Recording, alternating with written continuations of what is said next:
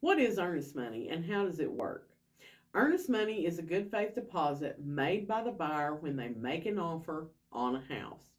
Typically, the amount of the earnest money is going to depend on the purchase price of the home. What do I mean by that?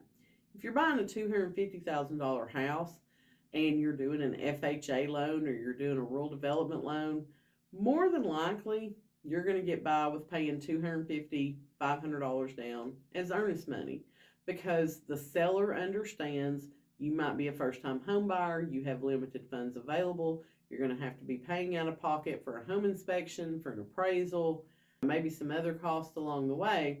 So your earnest money doesn't have to be as much. Now, on the flip side of that, let's say you're looking to buy a $500,000 home and you're doing a 75% conventional loan. Putting $500 down as earnest money probably isn't going to make the seller think you're serious. So we oftentimes look at what is the purchase price, what is the financing type, as to how much earnest money a buyer would need to put down.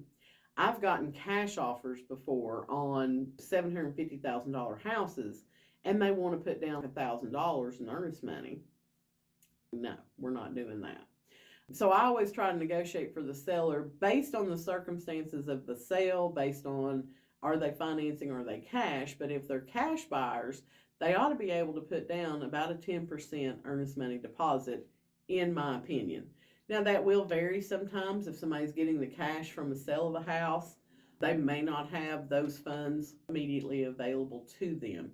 But don't think that the earnest money has to be a specific percentage of the purchase price. Again, it's just going to depend on the amount, what type of financing you're doing, if you're paying cash, and some other things.